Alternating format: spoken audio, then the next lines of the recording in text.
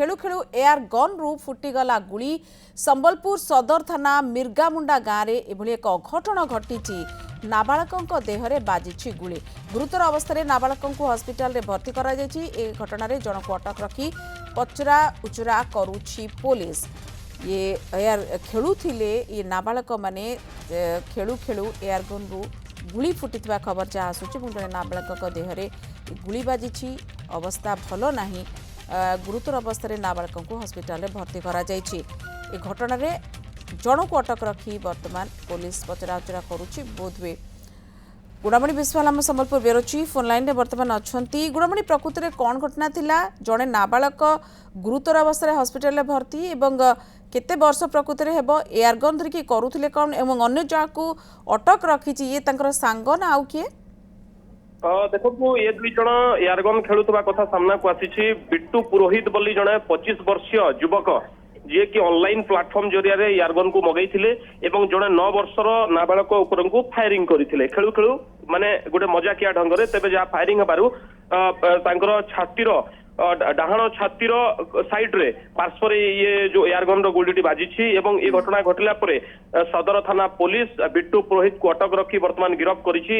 अन्य पक्षे जो नाबालक जन अच्छा प्रथम सदर मेडिकल एवं उच्चतर चिकित्सा कटक शिशु भवन पठा जाइतिबा कथा सामना को आसुछि। तेबे नाबालक सुस्थ थिबा कथा जणा पड़ुछि सेति गुरुतर नाहंती तथापि जेतु नाबालक होय तो कोन हेई पारे सेही हिसाब रे तांको कटक पठा जाइछि। एवं ए चित्र पूरा जेते देखिबे आमे पुलिस रो मते प्रतिक्रिया नउथुलु पुलिस को मते पचारुथुलु जे घटना रे ये ऑनलाइन प्लेटफॉर्म जरिया रे एयरगन को मगैथिले एवं उभय खेलुथिले एवं 9 वर्षर नाबालक ऊपर को फायरिंग करुथिले। तेबे ये ताकू जेतोले एळै जाउथिले तांकर छातीर डाहाण पार्श्व ये जहाँ एयरगन गुली बाजी कथा सामना को आसुछि। एवं ये घटना रे से आहत होला परे प्रथमे तांकु सदर मेडिकल एवं परे तांकु कटक शिशु भवन स्थानांतर करा जाइथवा कथा सामना को आछि। 25 वर्षीय युवकक कथा कहउचंती तांकर किछि प्रतिक्रिया मिलि पारुछि कि कोन थिला से घटना प्रकृत रे?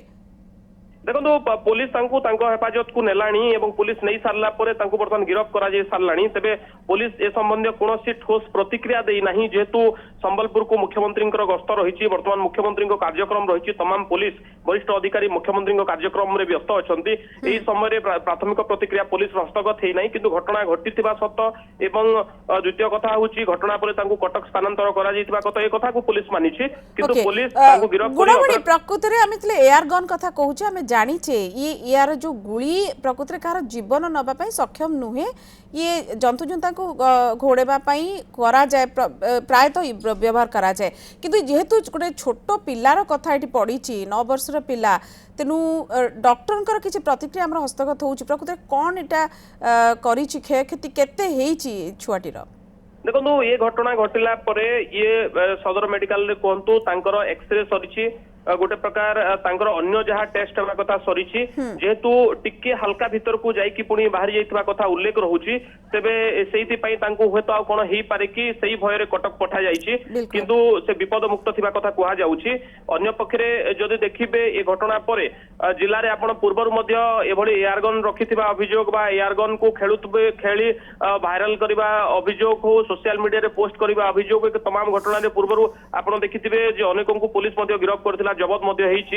ए घटना हैला परे आपण जदि देखिबे तेबे पुलिस मध्य तत्पर अछि एवं किछि समय परे वरिष्ठ अधिकारी आमे प्रतिक्रिया मध्य नबा किंतु वर्तमान कथा होउछि जे प्राथमिक चिकित्सा एवं द्वितीय कथा होउछि जे ये जो युवक काहे की फायरिंग कले तांको मोहर कोन पुलिस बाहर करछि ता पर अपेक्षा रहिबो हमर निहाती भाबरे एवं ये तो गोटे खेलना जिंस बिल्कुल नुहे एवं जने 25 वर्षर युवकक पाखरु एभली व्यवहार निहाती भाबरे अभावनीय एटा साधारण व्यवहार बोली कहा जाई पारिबो नाही किंतु गोटे आश्वस्तिर खबर जहाँ गुणमणि कहउचंती शिशु जो नाबालक कथा कहूँ 9 वर्षर शिशुटर कथा कहूँ सी भल अच्छा।